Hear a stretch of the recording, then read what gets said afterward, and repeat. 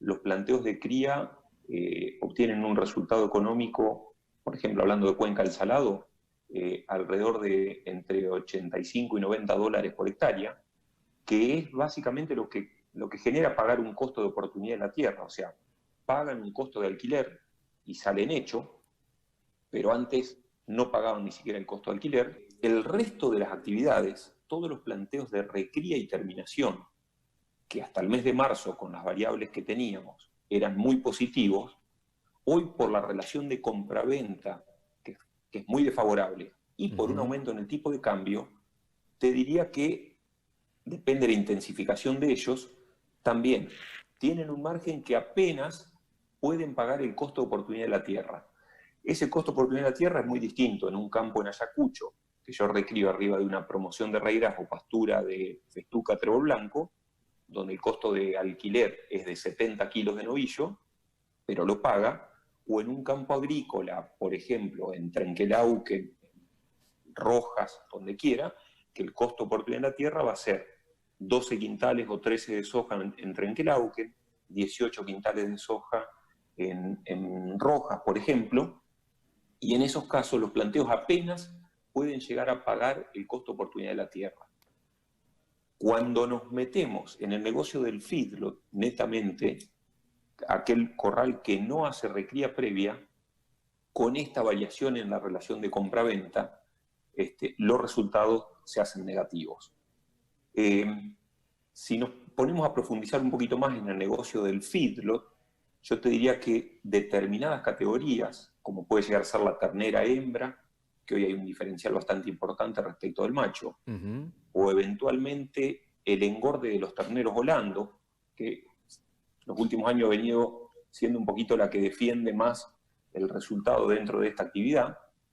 son las únicas dos categorías que pueden tener un margen neutro o levemente positivo. Todas las empresas que tenemos vacas vacías de los tactos, la opción era venderla como estaba, que es una manufactura, o a veces una conserva, y cuando analizamos el negocio de encerrarla en un corral, da muy favorable. Entonces, sin ir a comprarla al mercado, porque la tenemos, la estamos encerrando en muchos casos. Ese negocio de cambio de categoría, justamente es lo que no le pasa al ternero, es tener una compraventa muy favorable, a pesar de que el costo del kilo producido en la vaca de engorde es muy alto. Claro. Estamos hablando de costos del kilo producido que están muy cerca de entre 90 y 100 pesos. Pero ese cambio de categoría, de pasar una vaca de 48, 50 pesos a prácticamente una vaca de 72, 73 pesos el kilo, porque es una vaca muy bien terminada, obviamente genera un resultado positivo. La ganadería, casi todos los planteos, salvo el engorda corral en algunas categorías, paga todos sus costos directos y paga el costo de oportunidad de la tierra. Quiere decir que es una actividad que prácticamente empata, pero hoy hablar en el mundo, en este contexto mundial, y ni hablar en el contexto nacional, que haya un negocio que no pierde plata, que al menos sale hecho, es muy difícil de poder encontrar otros ejemplos. Yo te diría que estamos en el medio de un proceso que obviamente, como bien dijiste antes, vamos a ver qué termina pasando con esta película, pero hay algunas variables o cosas que nos indican que esto puede modificarse. Primero nos preguntamos por qué el ternero de invernada subió de marzo a hoy en la magnitud que tuvo ese impacto. Es decir, a marzo teníamos un ternero que valía en promedio 105 pesos, hoy vale 115, y cualquier remate uno puede ver 120, 125, 130 pesos.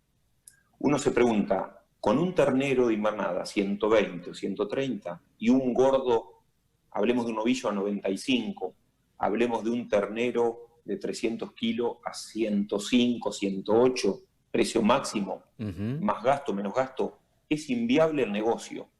Entonces, ¿por qué el ternero subió? Y básicamente subió porque todo el mundo que vende una jaula de gordo tiende a cubrirse ante un escenario que ya se lo imagina porque lo hemos vivido, emisión monetaria en forma descomunal, obviamente alguna cobertura tiene que tomar, y quedarse calzado en Hacienda es una posibilidad de revancha que tiene para cuando realice ese negocio hacia adelante. Yo creo que eso es lo único que justifica la suba del ternero que hemos visto estos últimos 2 meses. No hay una cuestión técnica que lo pueda justificar.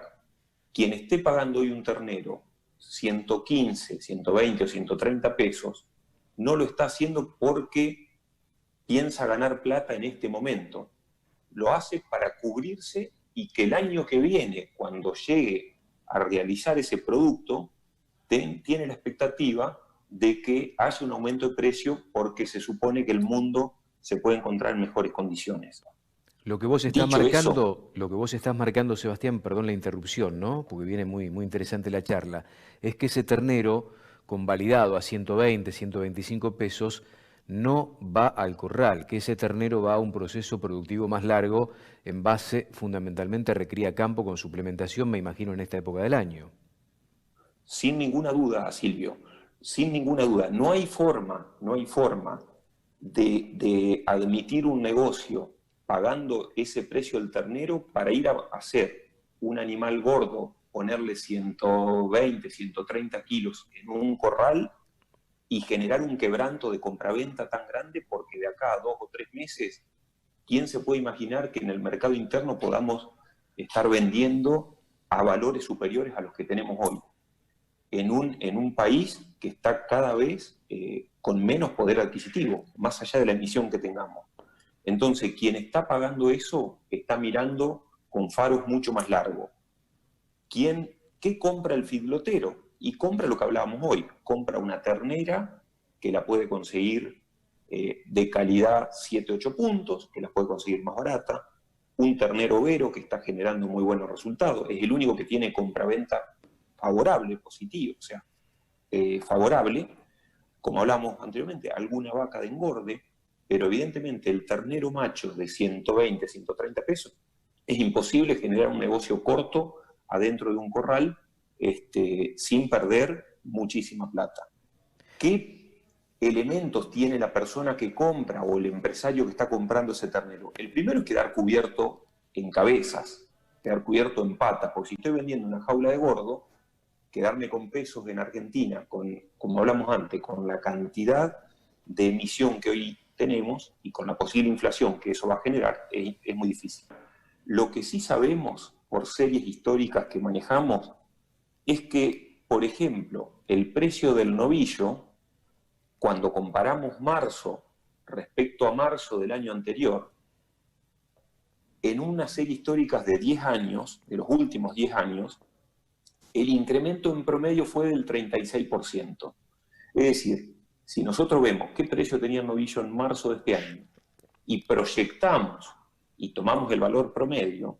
podemos pensar que podría valer un 36% más en marzo del año que viene.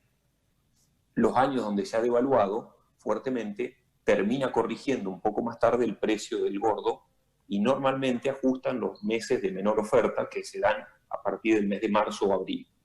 Entonces, ahí hay un elemento que uno podría decir, bueno, evidentemente, si yo hoy estoy pagando un ternero 120 pesos, la cuenta con un gordo de 95 no me da,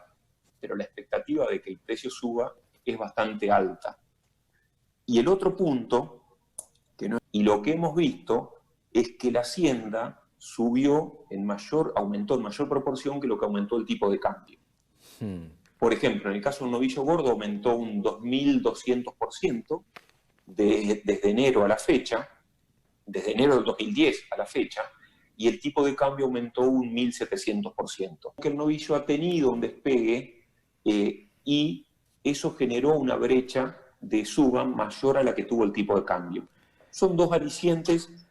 que podemos tener, no sabemos lo que va a pasar para adelante, porque no sabemos con qué mundo nos vamos a encontrar cuando vendamos los novillos gordos, pero sí hay dos factores que son bastante auspiciosos y que podrían llegar a justificar a quien hoy pague el ternero lo que lo está pagando.